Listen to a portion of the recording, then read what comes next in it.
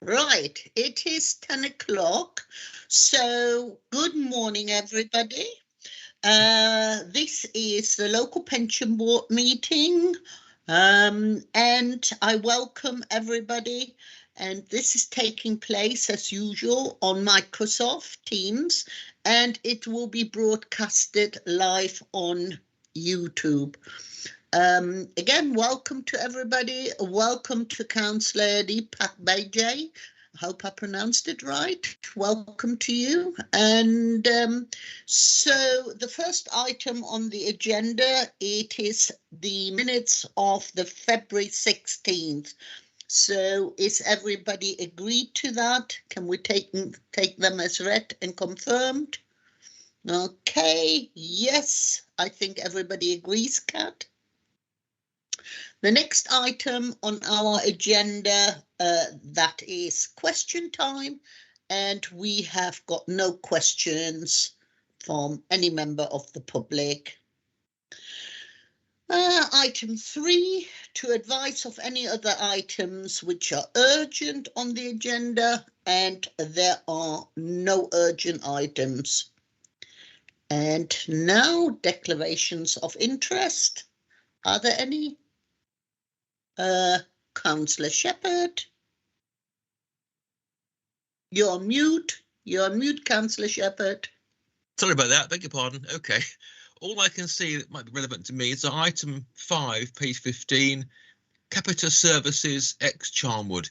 Is there an interest I need to declare being a borough councillor, or doesn't it matter? I am not sure, but Captain noted it. I can note it. I don't think that would be classed as an interest, though, but I can still note it. Thank you. And did Councillor Bajaj have his hand up, or?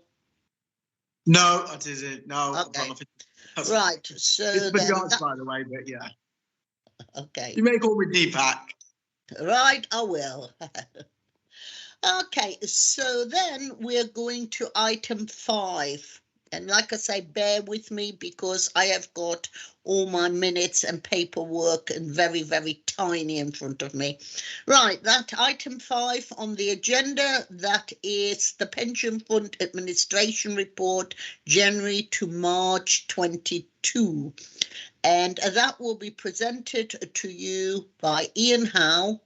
And we are noting that report, and Ian will go through that report in great detail as it is very, very important and contains a lot of information. It is on the agenda, page 7 to 32, and over to Ian. And I'm switching myself off for a minute. Thank you, Chair. Good morning, all. I hope everybody can hear me okay. As Councillor Page has said, there is quite a lot in this report. So what I'll propose to do, if it's okay with yourself, Chair, and board members, is to go through it sort of in various stages and then stop if there's any questions at those particular stages rather than go right through to the end, if that's okay with you, Chair. That will be brilliant. Also, it will help Deepak then as he is a new member. So, yes. Super, thank you. This is the quarterly admin report, January to March. So this is quarter 4. So this completes the year's report as well. So this gives the full report for 21-22 in terms of the KPIs, which I think I just want to mention at the start. So if we may, we'll start with the KPIs and the results. The KPIs for January to March are included in Appendix A, as are the full year's appendix shown in Appendix B. So if I'm okay just to go through to that page there, if I may, they're shown on page 23 of the report. So in almost all the areas in the January to March quarter, the results were either at or above the predicted KPI, which is really strong for that quarter. I was really pleased with those results. In Appendix B, it shows the results for the full year, and I just thought I just wanted to sort of particularly point that out because, again, for the whole section, maintaining this throughout the whole year, I think is really, really good. All the results are close or above the KPI set for the year. So I don't know if anybody has any particular questions on those before I move on. There are no hands up. Oh, yes, Manjit. Hi, Manjit. Thank you, Chair. Thanks, Ian. Ian, just I wanted to clarify, and when you say close to, and I've noticed that some of the targets, I mean, they are very, the overall report is very, very good, and the KPI is good. Just for my benefit, is the close to measured as within 3% of the target? Normal, not necessarily 3, Manjit. It's normally within about 5%, to be honest, right, Manjit. Okay. Anything over 5%, I tend to say, is below target. It gives us that bit of stretch where we need it, to be honest, Manjit. Okay, and if it's red, then it's below. It's more than 5% below the target. Is that what? Yeah. Okay. Correct. Yeah. All right, just to my information. Thanks very much. Ian. Thank you. That's okay. Yeah. Okay, so I'm going to go back up, back to the workload. So the workloads are displayed here on page 8, 9, and 9. They're the workloads in January, February, and March. So they show the cases completed, the cases remaining, and the maximum number of cases at the end of each month. We don't really want to go above the maximum, but as you can see in some areas we have done. Preserved benefits and aggregations are the cases where we're still battling to get through those in time for the valuation, but progress is being made positively. What we've also done is I've been monitoring the numbers of cases. Well, we have done this for years now, but particularly in the last 2 years since we've been doing home working, and the numbers aren't reducing. It used to be that you'd start to see a drop in some areas and then you'd have the opportunity to pull them back. That doesn't seem to be the case anymore. The workloads seem to be pretty static all the way through. So I've now set some revised maximums which are shown in Appendix C. They are really just monitoring the workloads as they have been for the last 2 years. So for example, deaths hasn't been at 100 now for about 2 years. We've been at sort of around about 200 deaths for around about 2 years now. So they've been agreed, and that is again just our maximum target. It really is designed as a work tool to assist with resource planning. That's what that is for. Clearly we try and keep numbers as low as we can, but that's designed to just help us with resource planning, and if we need to move resource to tackle particularly high areas, that's what that's designed to do. The other thing I just wanted to particularly mention on that is the Insights report. I don't know if you recall, we purchased Insights from our system provider Hayward, and that actually is a much more detailed tool that can actually enable us to really delve deeper into the tasks. So starting from April, we can now actually delve deeper to actually see which tasks are not just outstanding, but where they're outstanding. So are they outstanding in pensions, or are they outstanding externally? So as an example, if it's a retirement, there'll be an area of time when the member has the information to complete the forms, or the employer is providing us information to enable us to do further calculations on the retirement. So we'll be able to delve deeper into which are actually with us and which aren't. So that will be helpful, and again helps us with resource planning. Is there any questions on that section? I see no hands up, Ian. You can carry on. Super. Thank you, Chair. The next part is the value for money statement. I just wanted to go through this because this is new. SIPFA have included guidance that pension funds now need to produce a value for money statement, and that's included in the fund's annual report. So what I've done here is I've worked through our value for money statement, and it includes various areas that we can work through as we talk through the report, and this will be taken to committee in 2022 as part of the annual report. Now, the value for money statement includes administration costs, service to scheme members, workloads, data quality, and fund risk management. So working through those in each in turn, I've started with the admin costs. Now these include staffing, IT, actuarial and support services. It doesn't include costs relating to investment activity. So what I've done is I've worked through the fund admin costs, looking at each of those areas in turn and comparing that to the members, to the active, preserved and pensioner members. So that's shown in table on page 11.20. So what I've done is I've referred back and looked at the costs since 1819 up to 2021, and then I've done a forecast for 22-23. So in the second column is the amount of members. Third column is the amount of pension staff, full-time equivalent pension staff. The admin cost, and then the cost per member is the division between cost and scheme members. And you'll see that our cost per member has been around about £24 to £25. It was £25.76 in 21-22, which was slightly higher than in previous years. 2021 was a lower year. Now there are reasons why these costs do go up and down. So I've kind of gone into those a little bit more in detail further into the report, but I've also given a breakdown of the difference between the 2021 and 21-2 costs. So you can see that's reflected in the table below that, again in section 20. That gives you the indication or shows how much we spent in 2021 in each of those areas, and then the increase in total in those particular 5 areas. The next stages are broken down as to why there's some changes. So staffing, the main increase in staffing costs were the additional staff primarily set up for McLeod. Also takes account of inflationary increases and pay progression. IT costs, there wasn't a great deal of change in IT costs, but there was a slight increase for McLeod and the Insights report that we bought.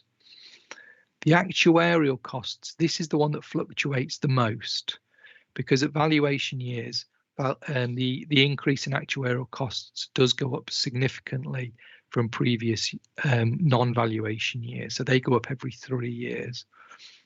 The stabilised employer work, as you may recall, was brought forward into 21-22. It was expected to be done in 22-23. So there's been an overspend in the actuarial in total, but then I'll see an underspend in actuarial in the 22-23 because we brought that work forward a year. And support services, there were some increases in those areas, inflationary plus the implementation of the print, post and scanning solution. And then the final part is the other, which relates to anything else, which tends to be things like levies, club subscriptions, training. So I've detailed that in point 25. The other areas, though, it's not just cost for value for money. There are other areas, as I say. So there's the service to scheme members, which we measure with the KPIs, which we've talked about. The workloads. And again, I've given a breakdown of the workloads. This is on page 13.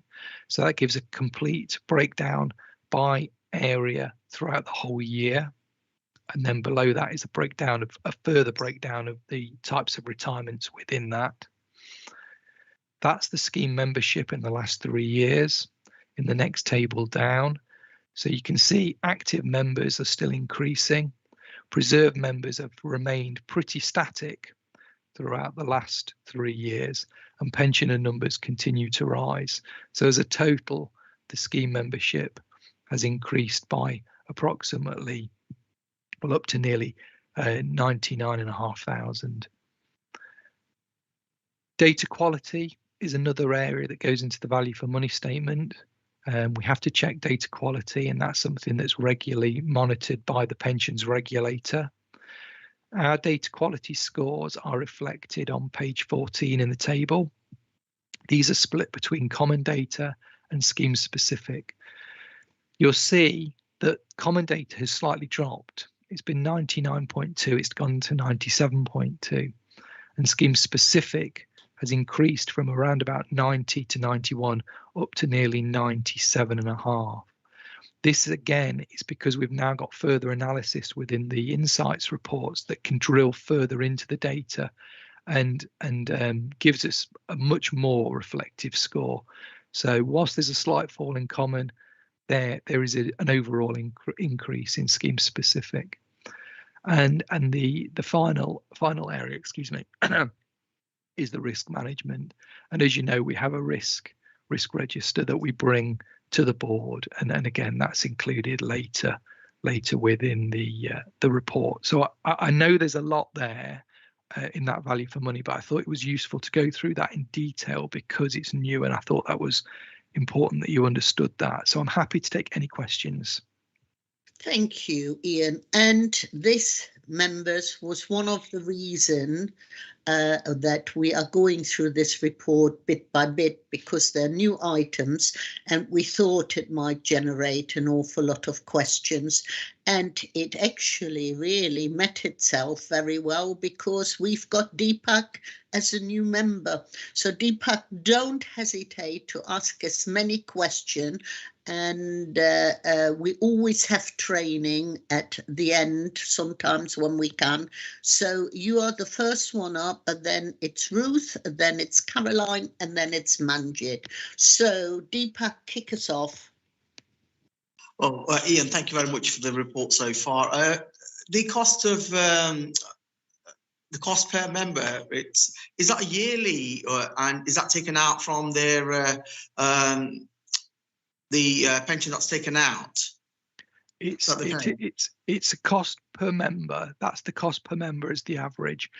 There is no deduction to the member at all. There's no actual cost to the member. So it's not like a sort of a private scheme where there's actually an admin charge removed from the member's benefits. The cost is built into the employer contribution rates that the employers pay. So an element of the employer contribution rate funds the administration. 0.4% of the employer's contribution goes towards administration from April 23. It's 0.3% at the moment, and that's effectively what funds the administration, Councillor Badger. And it's a yearly cost, right? Is it or is it monthly? Yearly. Yearly, yeah. Yearly, yeah. Okay, and that's extra on top of what we pay.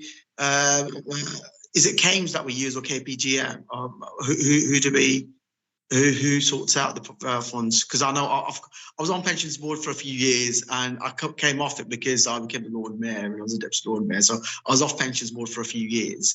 Are you talking about the investment side there? The investment side. So is that an extra cost then? This is an extra cost on top of what we pay then?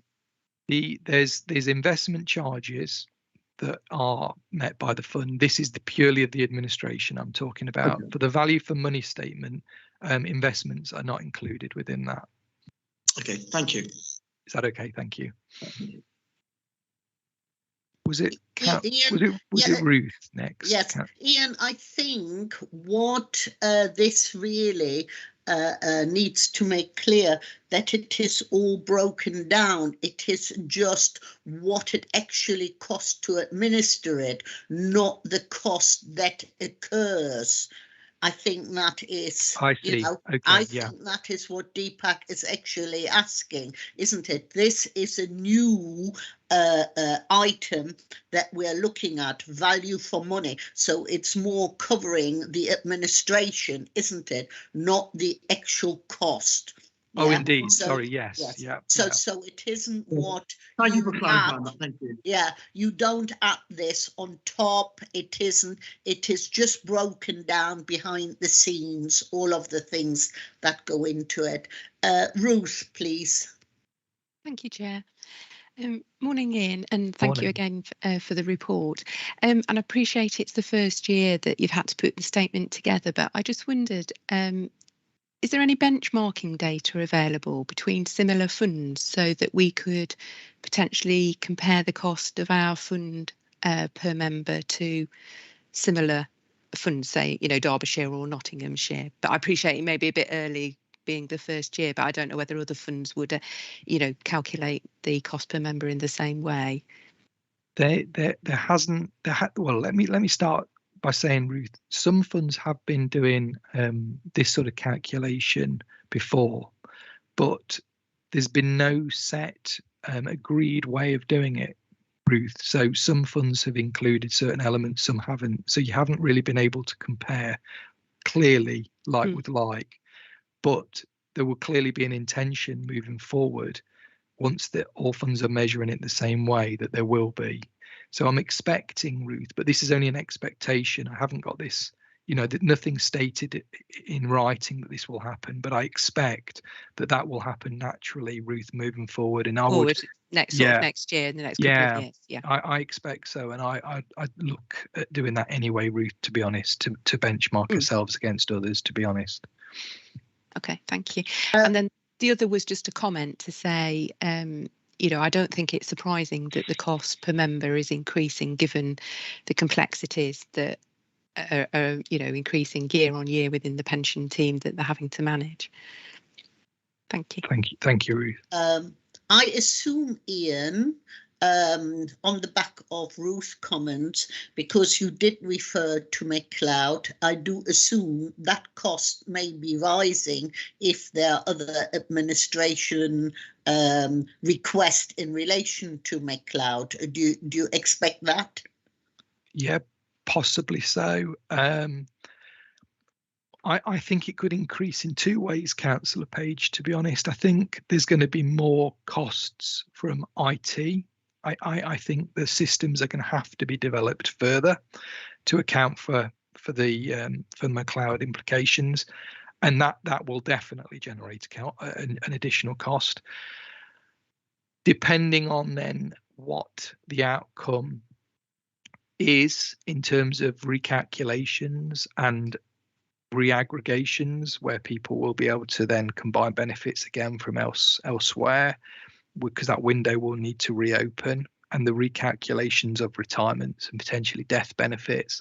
Yes, I expect further down the line there's going to be greater cost further in terms of resource necessary to actually then administer the scheme changes. Thank you. Manjit next. Thank you, Chair. I think a lot of the questions have been answered, Ian, but thank you very much for the report itself. But just a couple of things, really. You mentioned sort of future costs. You've touched on that, which is great.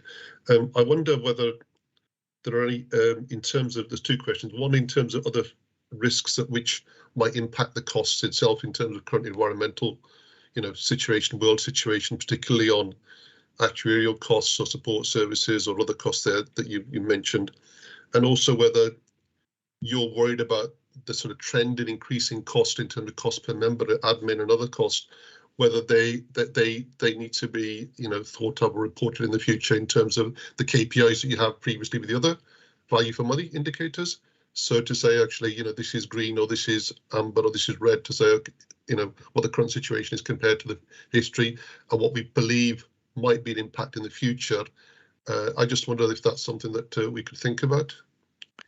Yeah, if it's going to be a risk for the future in turn towards the overall costs in any way.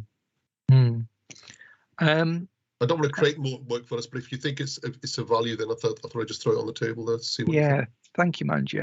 Something I probably need to give some more thought to moving forward. I think linking into the point that Ruth has also mentioned about sort of benchmarking and measuring herself against others, and then looking at trends. I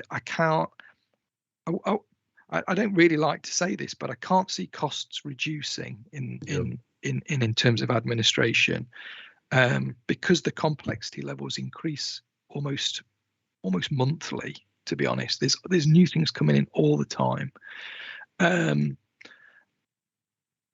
So I am concerned that costs are likely to increase further, but I still try and manage costs as best I can. But I think that potentially will be a risk, but I guess it's a risk within the LGPS nationally, not just within the Leicestershire Fund. Things like the green agenda, Manjit, is a good question. And probably I've only really considered that more around the investment side, which isn't included in the value for money statement, Manjit. Yeah. But there's clearly going to be things that we'll need to consider that link into that around IT use, actuarial as well, Manjit, because I can see there's going to be more resource needed for working with the actuaries moving forward. Again, though, some of that might be more on the investment side, Manjit. So sure. I guess that's a little bit of a balance moving forward. But I take your point. It's probably something I need to consider further and come back to, in truth, Manjit, that one, if that's okay with you. Yeah, that's just to get us thinking about it. And I think the other thing was that in the table you've got there in table point 20, the year staffing IT actuarial cost, you got 2 years worth. And I wondered whether the trend was, and I think you already hinted at this, that the year cost for 18, 19, 20, 21 have been increasing, I guess, in terms of support costs and actuarial costs and IT costs, generally speaking.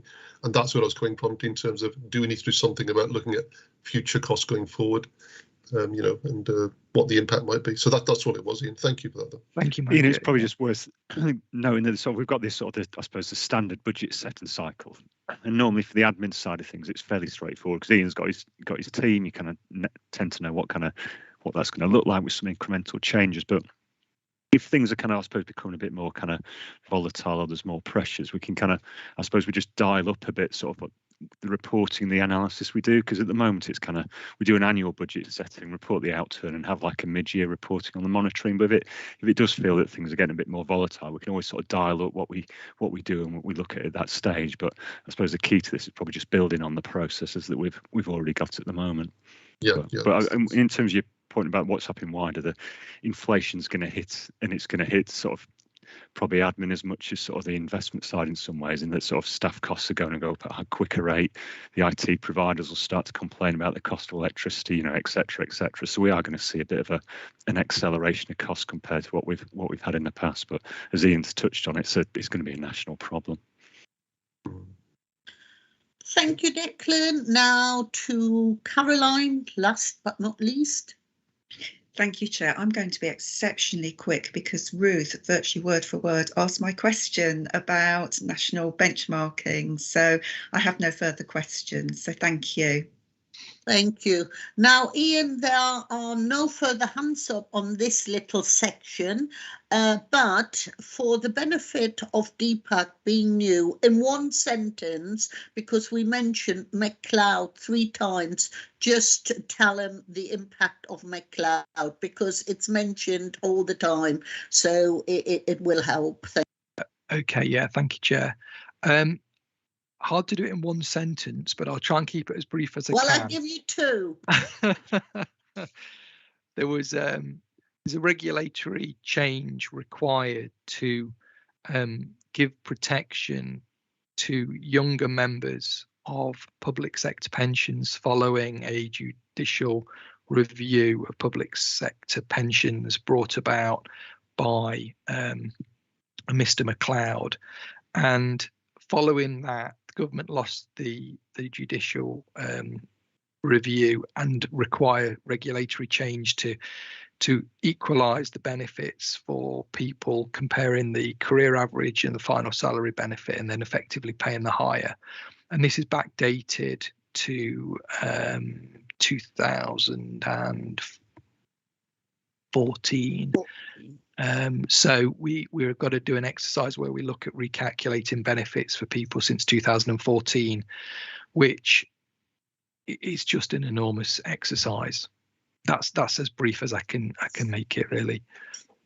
And you will hear McLeod, Deepak, all through, because it seems to be affecting the cost and the workings of everything.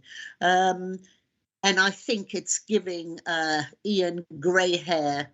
I haven't got any left. I've lost the grey hair. That's even gone now. See, it's gone and it's McLeod's fault. Anyway, Ian, next section of your report. Thank you. Thank you, Chair. Just very briefly on staffing, 2 of our members who've been in the pension section for 60 years between them are leaving in May. So that's going to be a big loss. But we have managed to recruit a new pensions team manager from another local authority fairly close to ourselves. They're due to start in June. So that's sort of staffing. Really do wish them well from the board. That is quite an achievement. Please. Thank you, Chair. I will. Yeah, thank you very much. In terms of usual parts on the report, I won't dwell on these really particularly, but the internal dispute resolution, there were no new IDRP stage 2 cases. There was progress made on 2 of them as detailed. I won't go into those particularly. Data improvement and year end and sort of iConnect, I'm going to bring all those in together into sort of one area, if I may. Made some really good progress the colleagues have on iConnect implementation. This is the monthly posting of contributions. We've now got all but 110 of our active members now being posted monthly, which, you know, I really honestly think that's a phenomenal achievement with everything else that we're doing. I really do, and I just want to make that point because that's very, very impressive. We've only got 6 employers now that aren't posting monthly, so that's really going to help us through year end. The position for year end, when I wrote this on the 30th of April, I think. No, sorry, I beg your pardon. I wrote it on the 20th of April. I have had a subsequent update this morning. We've now got 111 employers posted their monthly March data, and we've got nearly 50 employers that have submitted the year-end returns. We've got somewhere in the region of 60 to 70 that are run through the EMSS, so the East Midlands Shared Service Payroll, which are excluded from that, but we know their data is on the way. So I'm comfortable with that. So there isn't at the moment any particular concern I have in terms of year end. All the employers are doing what they need to. They're all working through it. They're all working through the information that they need to send us for year end. There is only one employer that is still back at August last year. They've only provided information up to August, but they understand the urgency. They know what they need to do, and they have promised us to get it done in the next few weeks. Other than that one, but I know that one's being worked on hard, I have no current concern. The only issue that we do have is due to Fusion Payroll for the county that has generated some queries, which we will need to work through with our colleagues from East Midlands Shared Services. We're aware of them and they're aware of the issues, but it could affect how we actually post that information through for those individual members. But it's a little bit early to say how that's going to be resolved yet, but everybody's aware of the situation and we're working through it. So as it currently stands, I think year end is looking healthy. Is that okay? Any questions on that? I have got no hands up, Ian, so you can move on. Thank you. Super, thank you. I'm just going to jump now, if I may, just to a couple of points on the national update. One's about Russia and one's about Sharia law, and I've only put a real brief point in here in the report, but it's really just to let you know. Obviously, the Russia-Ukraine situation continues, and we were asked by the Department for Levelling Up and Communities and Housing and Communities to look at the volumes of Russian investments. Leicestershire had approximately 0.15% in Russian investments, and that's subsequently fallen. And they were really looking to see any funds that had got 1% or more to try and reduce those down. So as a fund, we are very low in that area. So that's good. That's a good position to be in. And that number, as I say, has fallen. The other point is something that I do need to make you aware of. There was a legal opinion commissioned by the LGPS Advisory Board that has found that discrimination is possible against LGPS employers. So this is actually employers, not fund, over employees' concerns that the LGPS is not compliant with Sharia law. This is a point that's been raised a number of times over the years, and each time it's been considered that it is compliant, but this is actually the first time a legal opinion's been commissioned that seems to suggest not. There is potential implications here in that it suggested employers may need to consider offering an alternative pension arrangement to negate the possible discrimination claim. And that could obviously have other implications for employers and potentially lead to effectively employers having another pension scheme alongside the LGPS, which could lead to lower and worse scheme benefits. Now, I'm sure we're going to hear a lot more about this because potentially it's got quite significant implications. It is really one for the employers rather than the fund, but I think I just wanted to make you aware as a board of that potential implication that might sort of be filtering through in the coming months. Any questions on that? I've got one hand up, and that is from Richard. Richard, over to you. Thank you. It's actually about the Russian investments I wanted to ask, and I appreciate what an extremely low percentage it is. What actually is happening in terms of selling or attempting to sell those? I'm going to presume that the £10 million they were valued at pre the invasion has fallen. I'm wondering who is willing to buy. So I've got two questions there. What actually realistically is the value of that now? And who is willing to buy? Have we sold some? I'm going to have to ask my colleague Declan to come in on the investment side on this, if I may.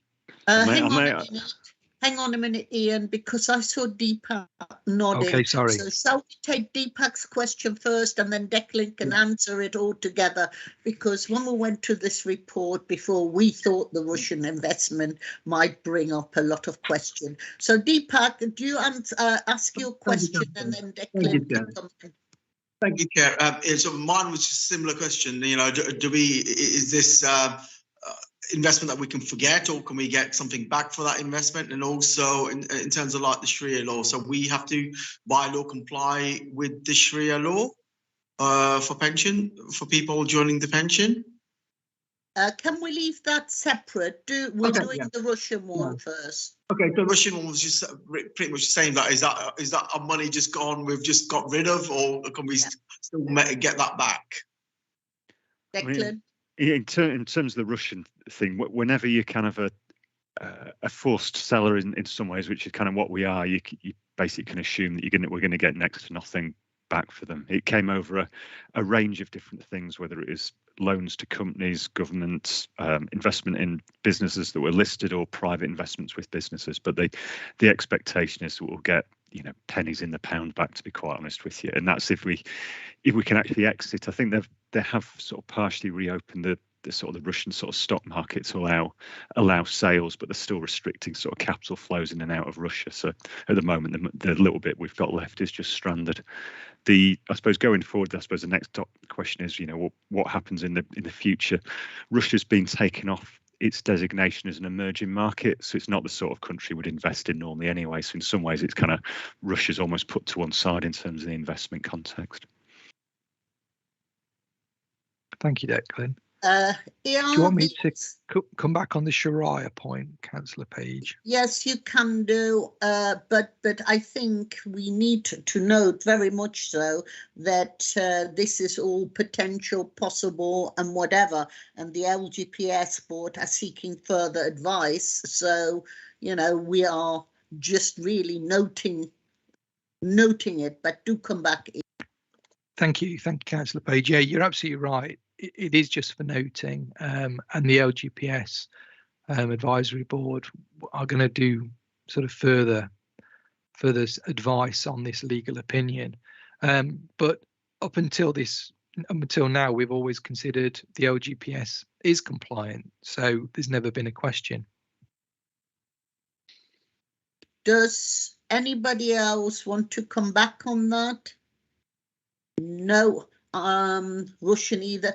As you know, you get the regular, very, very detailed report from Ian. So I'm sure if there are any further development in any way, it will be in our next report.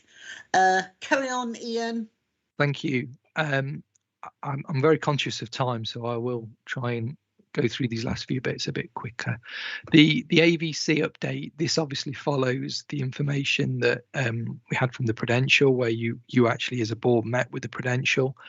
There's been some work done with Hyman's, an informal review, and there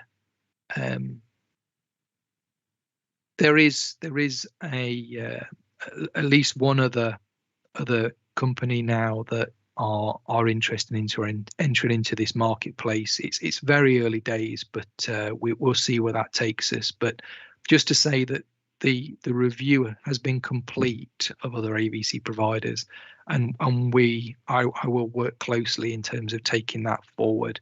But it's not going to be the highest priority for the reasons I'm sure you understand. Valuation and McLeod and dashboards are all critical. I wasn't proposing to talk about those. If I may just jump ahead just now to the employer risks, really, just to give you an update on the employer risks there, start on page 19. We've made some good progress actually on the highest risk employers since the last meeting, and we've actually concluded and completed 3 of the high risk ones. The only remaining completely high risk one is the life mapped total swim, where we haven't really managed to progress that very far at all. The parties don't seem to be engaged with us as much as they need to be, and that one we are having problems with. The others, they are engaged. The other high medium, South Charnwood to MCS Cleaning. MCS Cleaning have actually completed it. They've signed the admission, but South Charnwood haven't, so we continue to chase that one. And the only other one that's pre-April is the Odyssey Education Trust to Caterlink, and both parties are actually engaged with us on that. So I feel as though we've made some good progress. The only one that concerns me now really is the Life Mapped Total Swim. I regularly chase, in fact, we chased it again yesterday. We've informed the members, the 7 members, they've been written to explain the situation, and our legal colleagues are equally trying to push this forward to completion. But I haven't got anything I can give you in terms of a positive update on that one really. But on the others, you know, we have made good progress. I think we've done very well. Do we need to write them a letter? Do you need the boards? I'm going to propose that, if that's okay with you, Chair. I will write the letter from yourself or from us, but on your behalf, if I may. I'll share that with you, Councillor Page, before I send it, if that's okay with you. Now, if that is an agreement with everybody else, please not. Yes, so please go ahead and write them a firm and stern letter. Right. Next bit is just governance before. Yeah, just indeed the final bit is just to update you that the training is still available from the Hyman's online training. Working through them, and if anybody does need any help, and I know some of you have been talking to Kat over this as well, just let us know, and that will be included in the 21-22 annual report. And thank you for all of you who are regularly still trying to do that training. That is really appreciated. That's me complete from the report, but obviously happy to take any final questions. Thank you, Chair. I do not see any hands up. I have to thank you for that comprehensive report again, and as always, greatly appreciated. And in relation to training, Believe it or not, I'm one of the worst. I stand here with my hands up. I've done it, and then I didn't do it properly, and I ended up it not being registered. So if any of you have any problems, seek out, because I will have to. My hair's gone grey trying to do it, and in fact, I felt like throwing my computer against the wall. So not as easygoing and as Ian's training. So anyway, that completes this report. Thank you very much, Ian. There are no further hands up.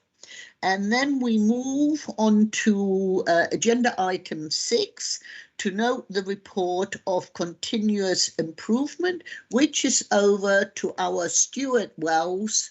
Over to you, Stuart. Thank you. Thank you, Chair. Morning, everyone. I don't intend to go through everything in the report in fine detail, but we'll focus on certain areas that I think will be of interest. The first area is the improvements to starter process. The new starter process, which involves stronger encouragement for new members to register for member self-service and also download forms from the website, started in April. It's too early to say how much impact this will have on new member self-service registrations at this stage. However, there were 520 new registrations in April, which was the highest month since last August, when we normally have a higher number of registrations, because it coincides with the issuing of annual benefit statements. So we'll continue to monitor that, see how the new process goes, and hopefully it will also coincide with an increase in the number of registrations. The next section I was going to cover was the improvements to leaver process, and this is the next area of improvement that we want to implement. So this is a change to the current leaver process, and we are planning to remove the need for employers to provide us with a leavers form in the scenario where all leavers information has been supplied automatically through the monthly iConnect submissions. So these cases will be those who joined the LGPS after April 2014 and have no entitlement to final salary benefits, which require extra data not covered through the iConnect system. So we will initially restrict this to those cases where there is not an entitlement to an immediate pension. So this will be members that have left aged under 55. And we will also reserve the right to request a form in the event that clarification of data is required. In addition to this, we will also request that those leavers forms that are required, which are currently sent through a secure email system, are uploaded directly to the member system record, which is something that can now be done through iConnect. So we'll be sending them full instructions regarding how to do this. The change will mean that there's a clearer audit trail for the provision of these forms, and also less manual intervention required at our end. And the aim is to start with this process in June. Next area I wanted to just touch upon fairly briefly was the improvements to pensioner payroll. Over the summer, we plan to make some changes to how the payroll data is currently structured on the system for those pensioners who have more than one LGPS pension in the fund. And this will allow us to pave the way to streamline the process in the future, with the possibility of introducing more automation around the creation of payroll records following processing retirements, which is something that we're likely to look at in 2023. So just to reiterate, these changes that we're looking at now, it's not going to affect pensioners in any way, either positively or negatively, but it does pave the way for future changes which should make the administration side of the creation of pensioner records more streamlined.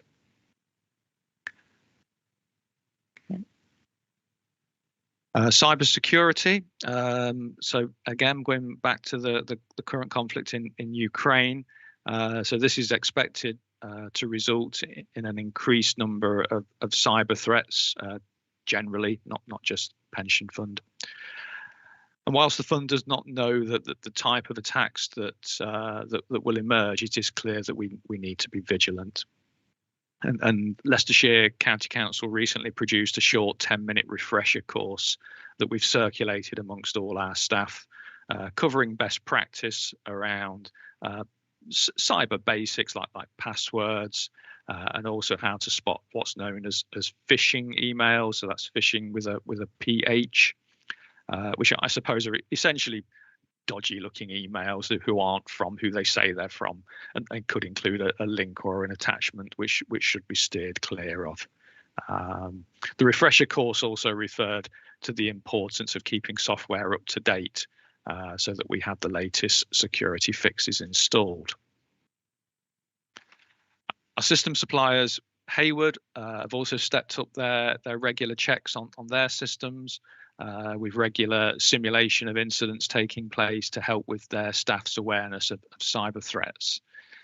Their staff also have mandatory monthly information security assignments to deal with. Hayward also regularly review guidance and advice from the National Cyber Security Centre. Also on the subject of cyber, the fund will need to develop its own cyber policy to ensure it is compliant with the pension regulator's upcoming single code of practice, which includes cyber, and is expected to come into force later in the year. I think it's likely that this policy will largely link to LCC's own cyber policies and best practice around the likes of password and security breaches. In addition to that, we'll be ensuring that the relevant checks are in place around Altair. For example, the staff that have recently left will make sure that they've been removed from the Altair users list. And those that are currently employed are only able to access the relevant parts of the system. We will also have processes in place to ensure that our partners, for example, Hayward's, keep up to date with their cyber accreditations and annual penetration testing exercises. And earlier this week, I've made contact with the council's technical security officer and have scheduled an initial conversation for later this month with a view to getting a policy document in place in time for the next pensions cyber review, which is due in October. Okay, data quality. So Ian's already touched upon this, but the fund has a responsibility to provide annual updates to the pension regulator of our progress in maintaining the presence of data on scheme member records. We are required to provide a score based on whether we hold the various types of data on scheme records, and this covers all of the data we hold on file, from the very basic identifiers, i.e. name, address, national insurance numbers, to the most detailed types of data, for example, data related to pension taxation. And Ian's gone through the scores in his report, and he mentioned as well about the report that we have on Insights now, which allows us to break those scores down. And it does that into subcategories, and each category contains a series of tests on the data. For example, the national insurance number, yes, it's present, but is it in the right format? And on the more detailed data, the report could highlight where a member is shown as an active member of the scheme, but also has a leaving date present. And there are several subcategories. There are 8 in the common data category and 5 in the scheme specific category, but those 5 categories are broken down even further beyond that. And we're currently monitoring the scores and correcting data where possible. And going forward, we will supply the latest scores within the areas of improvement appendix. So there was just one or two areas that are briefly covered in the Appendix D, areas of improvement that I just wanted to highlight. One that was a recent audit was conducted around the current processes in place for the payment of pensions, lump sums and death grants. And I'm happy to report that substantial assurance was given that the controls in place are adequate and being managed effectively. Also, briefly referred to in the appendix, we have started to look at employer risk elements with Hyman's Robertson, our actuary. So Ian has already touched upon the issues around outstanding admission agreements or bonds, which we are trying to resolve, but this is a separate exercise, initially focusing on risk checks on colleges and the largest academies. And officers have requested financial and non-financial information from the universities, the FE colleges and the largest multi-academy trusts. I understand that currently there are some responses outstanding, but once all are in, then they'll be assessed before we decide on the next steps with that exercise. And as predicted, another reference to McLeod. The appendix also refers to the McLeod exercise and a revised interface for loading the data required for the exercise that the employers have provided to us was due at the end of April. This has since been delivered, and we will be testing this very soon. In fact, we're scheduled to start looking at that tomorrow. In addition, Hayward's are working on an insights reporting facility that will assess the McLeod data that was supplied to us by employers and indicate whether it is suitable to be uploaded to the system or if more work is needed. No firm date on when this will be delivered to us, but hopefully I'll be able to provide an update next time. And finally, just to bring you up to date, and this isn't covered in the report, but Ian and I met with Hayward's for a regular quarterly meeting last week.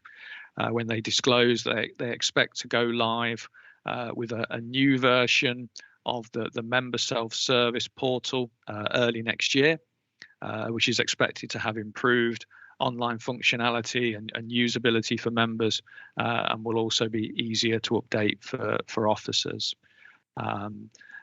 This doesn't mean that we will necessarily take the new portal straight away. It will be offered to us, but there'll be no obligation for us to move over at the start of next year. And we'll be looking at more information as it emerges on this product more closely later in the year. I think that's all I wanted to cover. Is there any questions that anybody wanted to ask? Thank you, Stuart. As always, extremely comprehensive. And I see Ruth's hand is up. Over to you, Ruth. Thank you, Chair. Thank you, Stuart, and a very comprehensive report. It was really a question for Ian, and it's sort of linking this report back to the value for money report that we were looking at on the first paper, because I was just wondering, Ian, whether in the value for money, and particularly around the administration costs, whether it would be worth including some of the highlights in terms of the efficiencies that you're putting in place, so that you're demonstrating that you are providing, and continuing to look at efficiencies in the way that the admin function is delivered. So it was just linking sort of the good work that you're doing in this report to the value for money statement and whether that would be worth considering. Thank you, Ruth. Yeah, it is a good point. And it probably is something that we will need to do anyway, Ruth. But yeah, thank you for highlighting that, because the purpose of Stuart and his team trying to find improvements and drive improvements to make efficiencies can easily be lost when you're just looking at the pounds and pence. So yeah, thank you, Ruth. That's a good point. So we'll do that. Thank you. Yes, and I think I did mention it before. There's always a need to blow your own trumpet that little bit louder when it comes to improvements. Is there anybody else? No. Thank you very much, Stuart. Really, really appreciate it. And for all the members, of course, you have got all of the appendices if you want to refer back to the cyber policy and whatever, which is on page 43. Manjit, is that an old hand or did you want to come back? So it's a new hand, Chair. So it's a new hand.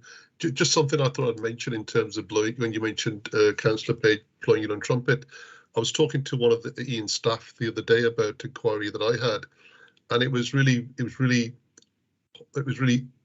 pleasing to hear in terms of some of the feedback that they bring by monitoring other pensions and how they operate to look for improvements that they can make in our own processes. So just to compliment back to Ian and his team about the fact that it's not just customer feedback they receive, they think about these improvements themselves by monitoring what other pensions do as well. So that's really, thought I'd put it on record and just to sort of thank Ian for the unseen work that your team are doing, that again, we need to blow our own trumpet and say, look, they're doing this stuff as well, which is really good. Well done, Ian, and Stuart as well. Thank you.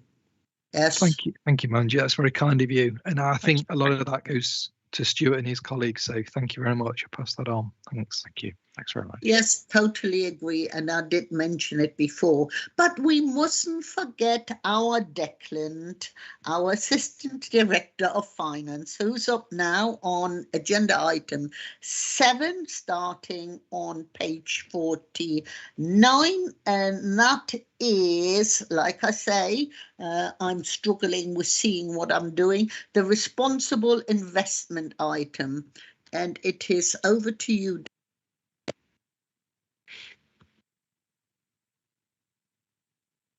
Declan, where are you? Sorry, He's coming. I'm at Council and the internet keeps going down. I think Bulesh is a bit closer. Bulesh is just going to talk us through this one. If he appears, there he is. Hello.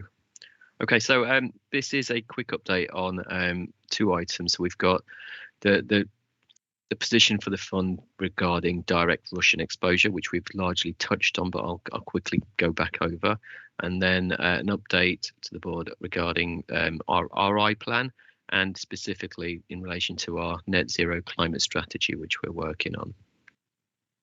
We talked a bit earlier about Russian investments. We talked that the fund had a circa 0.15% exposure, or about 10 million, to Russian companies or Belarus companies at the time we contacted the managers. Now, at that time, values were probably falling, but we had to take a point in time, and it was about 10 million.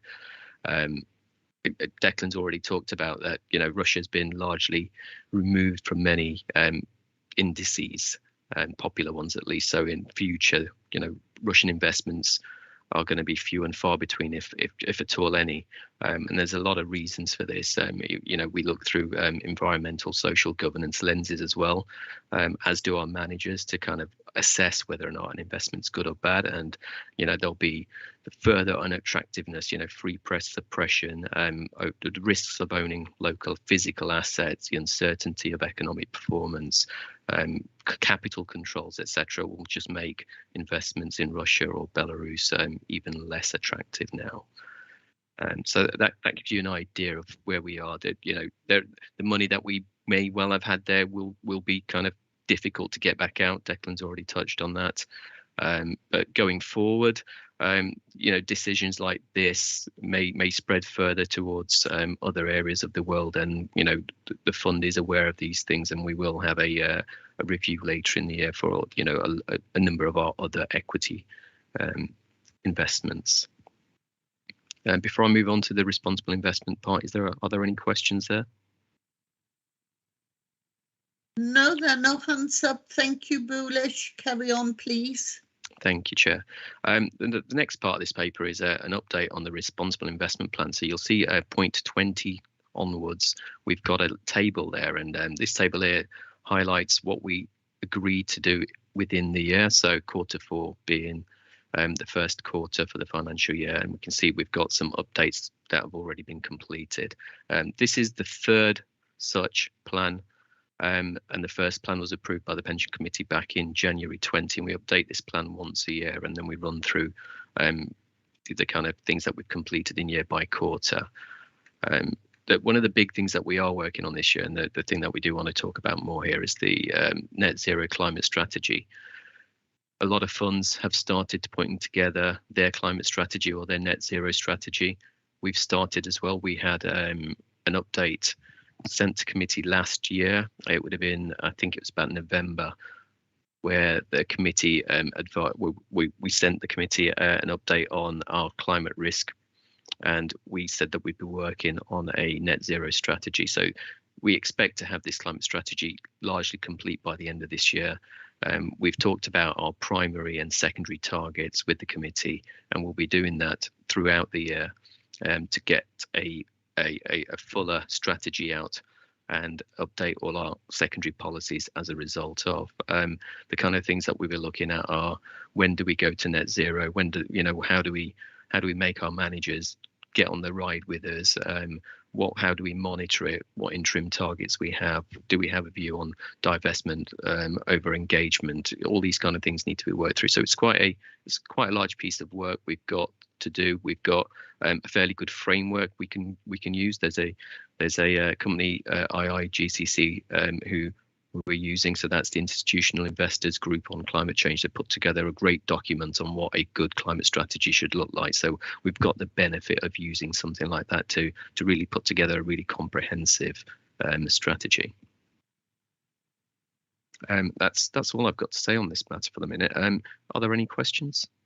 No hands up, but a question from me. Thank you very much, Bhulesh, for a start. But what is the sort of way forward once this comprehensive strategy is completed? How are we going to advertise it, embed it? So, you know, just talk me around that, please. Okay, so let's pick up the advertising. So we will write a strategy. We will get communications involved. There'll be no doubt some kind of glossy PDF put together, and you know it'll live somewhere on our website. How we then engage and make it happen is down to how we engage with our managers. A lot of our underlying managers that we invest with already acknowledge the fact that, you know, we have to get to a net zero state. So over time, we'd expect our managers to be decarbonising their investments as well. Being able to monitor those regularly on an annual basis is really key as well. So there are various metrics out there that help you understand how carbon heavy a portfolio of investments might be. And we've started doing that already. So we've already delivered 2 climate risk reports to the committee, and we intend to do that going forward. So I assume there is going to be on the back of, once we have the strategy, but you said you do the following already, there will be annual monitoring reports, as we have other reports with green, red, amber and improvement. Yeah, something like that. Agree. Yes, Yeah. There'll actually be numbers on how carbon heavy our portfolio is, or it's called a carbon intensity number, but we can measure that. We can measure that for certain asset classes that are very easy to measure for. So equities and bonds are quite easy to measure. Property and infrastructure a bit harder, but as time progresses, there'll be calculations that embed those as well. Now, a question that is probably in everybody's mind, but not always on their lips. It is, whilst the net zero climate change strategy is very much appreciated, but people probably think, how is it going to affect my investment? If going green always costs an awful lot of money. So is that covered in your report to reassure people that it doesn't, or to actually say how much it would cost them to go green? Because we do know there is a cost. And then I see Manjit is coming in. Yeah, that's a very good question. Now, there shouldn't be a cost. At least there's no immediate need for increasing contributions or the like. You'll note that in underlying managers that we invest with have already been going green over time. our portfolio has been greening over time, and we've not had to increase contributions in that manner, specifically for becoming more green in that matter. So we wouldn't write into a strategy something that should cost us more from a contributions perspective. But it's probably, sorry, just to add to that, it's probably just about the pace of change. So Bhulesh is right at the moment. I suppose it's trying to pick that sort of trajectory that lets you go green without sort of trying to impinge the asset returns too much. And if you were to sort of say we're going to go green tomorrow, you're absolutely right. The costs would be sort of staggering. You'd have to withdraw from a lot of companies and sort of create really bespoke products. But then if you can pace it so that you can have you're almost piggybacking on the global transition and maybe getting ahead and taking the opportunities that let you get ahead. So for example, some of our infrastructure managers are heavily into kind of wind farms, solar farms, things like that. So it's that kind of trying to sort of not book what's happening in the world too much and picking the kind of the opportunities as they come up. But it's about pace, I think, is the way to unlock it, that it doesn't cost you too much. Sounds good to me.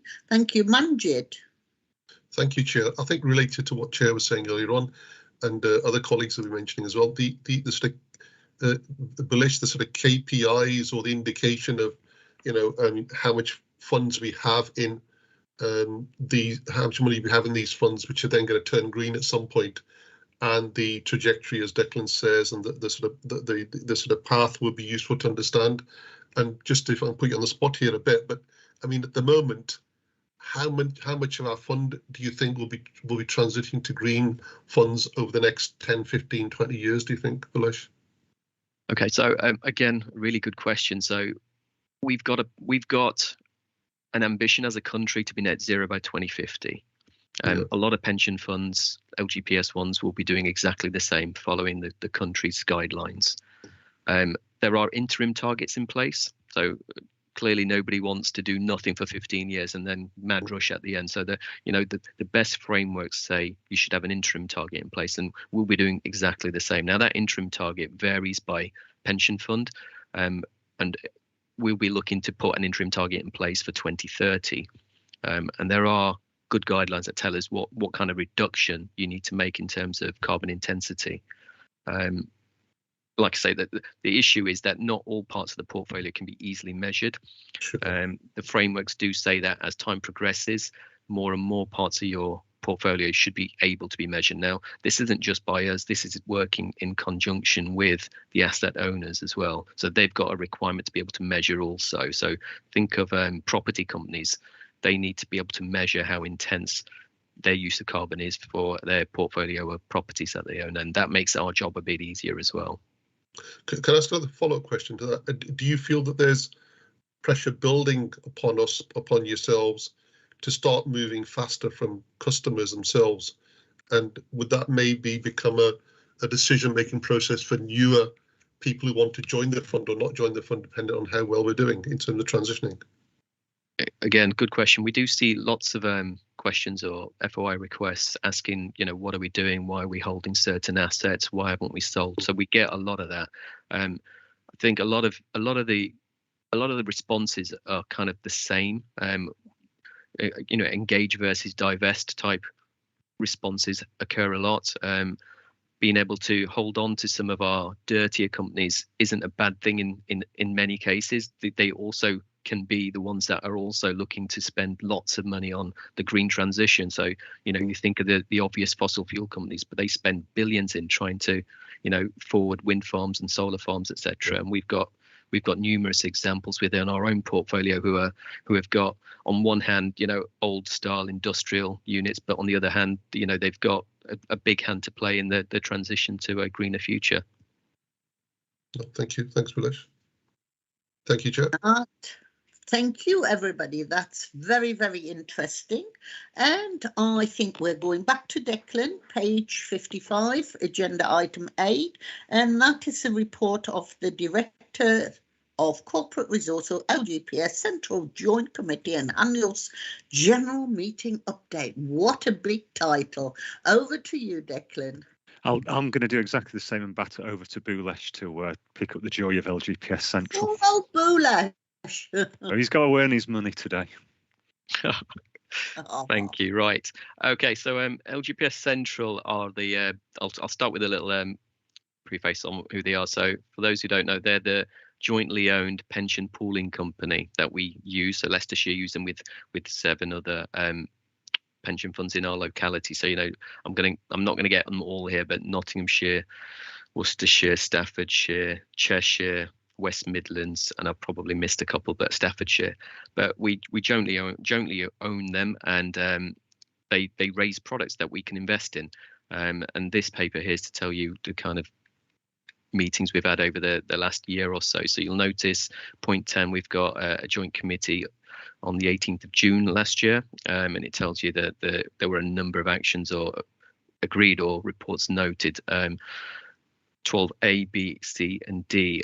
It's a public meeting, and public questions can be raised or submitted in advance, and we get this all the time. So you can see the kind of things that are raised there. Questions on how we deal with holdings in arms companies, fossil fuels, and human rights.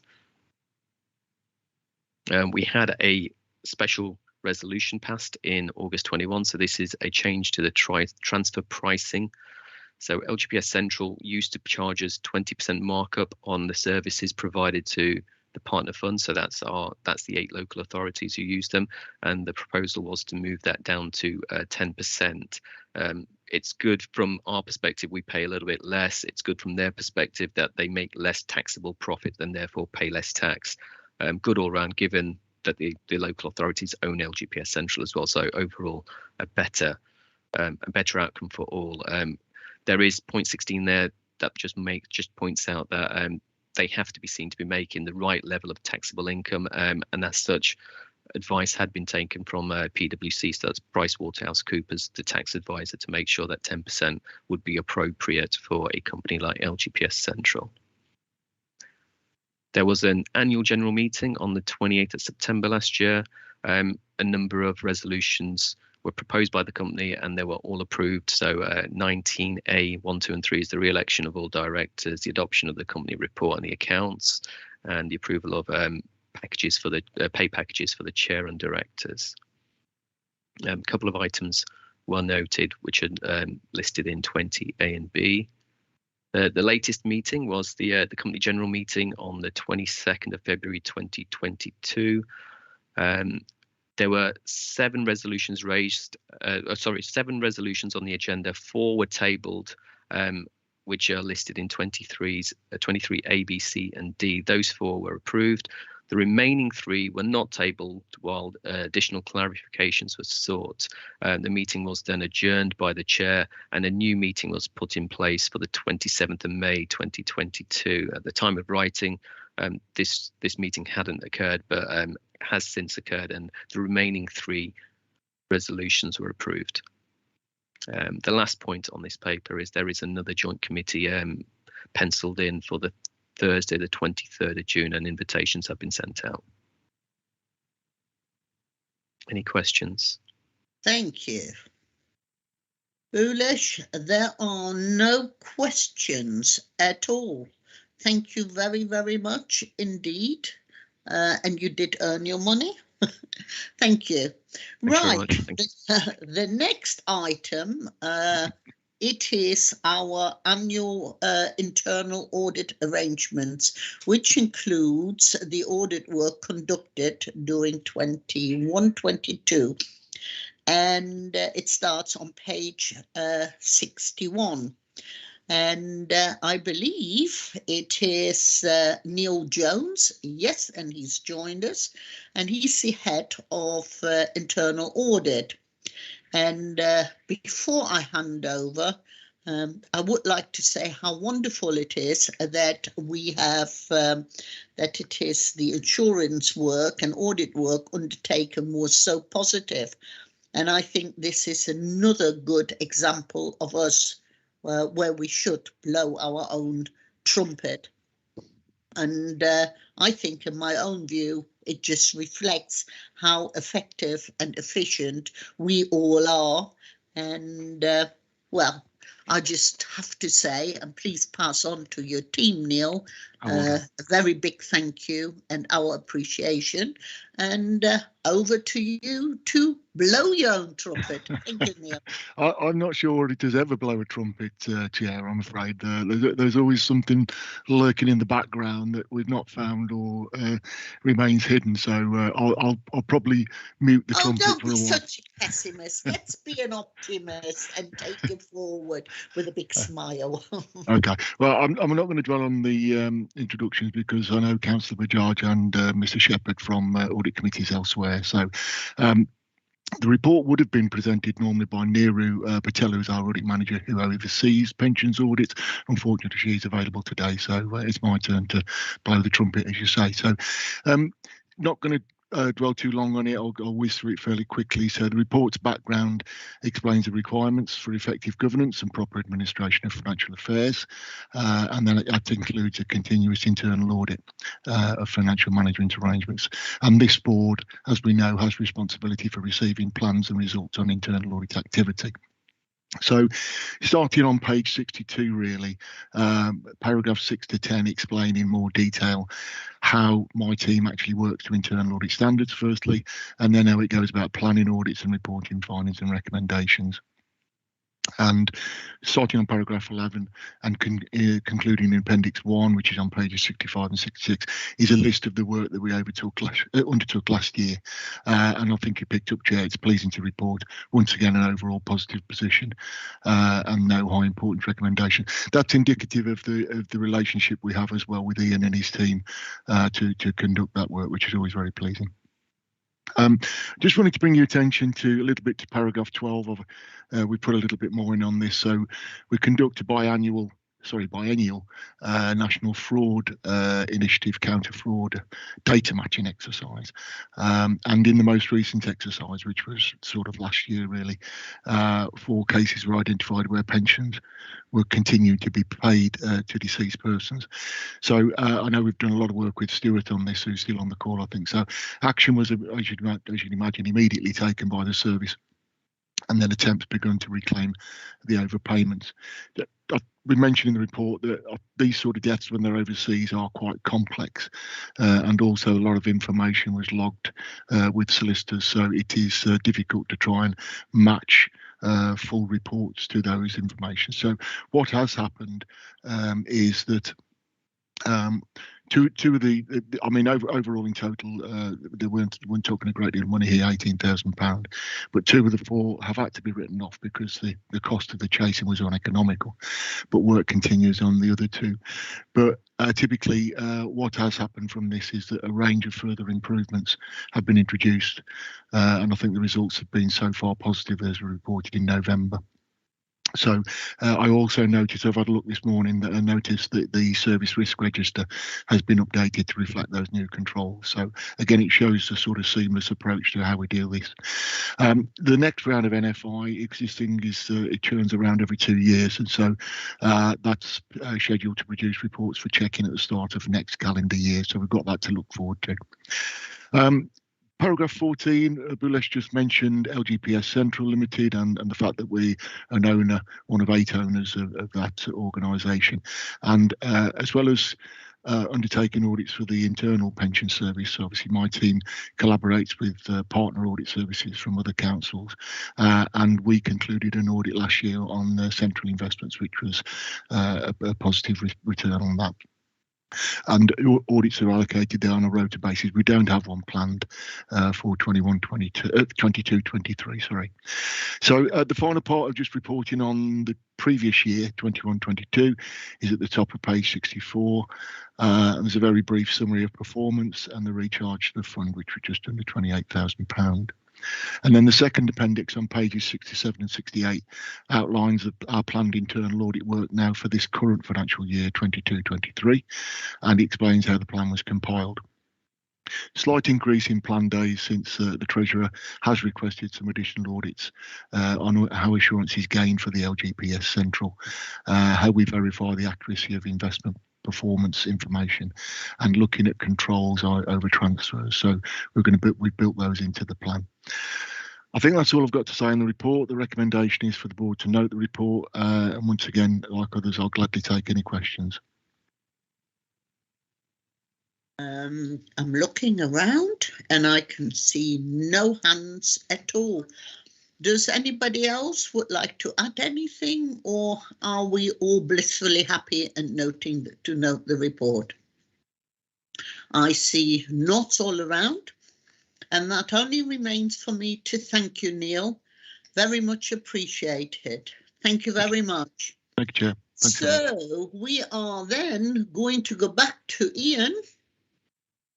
Agenda item 10, page 69, and that's the risk management and internal controls. Take it away, Ian. Thank you, Chair. As those board members who are not new will have known this before. This is the risk register. This is the fund risk register that we bring to each board and committee. This is reviewed by officers, and we maintain this and measure where risks lie and how we can try and reduce those. What we've done slightly differently this time in comparison to previous risk registers is we've taken some Hyman's are the fund actuaries best practice, and we've split the risks into 6 separate categories. So the risks haven't changed per se. They've not been changed in terms of adding new or things of that nature. It's just we've changed them into 6 different categories. So we've got investment, liability, employer, governance, operational, and regulatory. So each risk now sits within a kind of its own separate category. There have been some updates on some of the risks. I won't propose going through each of those because they're listed on pages 70 and 71. But you can see they cover both investments and indeed some operational. And obviously, as we've said before, McLeod is noted in there as well in terms of the comments made by the board at the last meeting. But I'm happy to take any questions on the report, any specifics on that point. Again, I can see no hands up. Are there any questions at all? There are none. Okay. Very good report again. Self-explanatory. No, that is it. Thank you very much, Ian.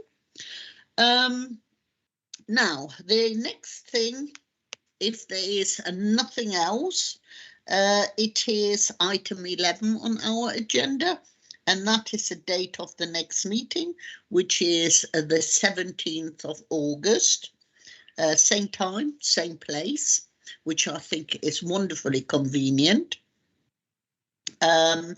Item 12 on our agenda, are there any other items which the chairman has decided to be urgent?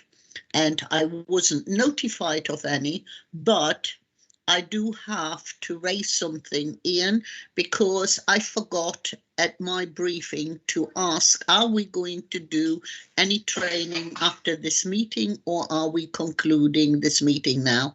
I'm totally sorry it escaped. Over to you, Ian. No, yeah, there's some brief training I've got set up for board members after the meeting. There is. Okay, so because I totally forgot to.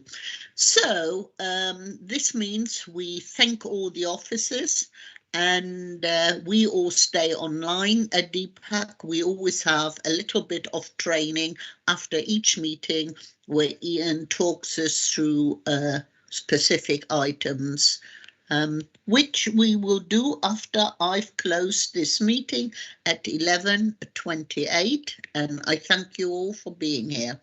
So thank you. This meeting is closed. Please stay online for a little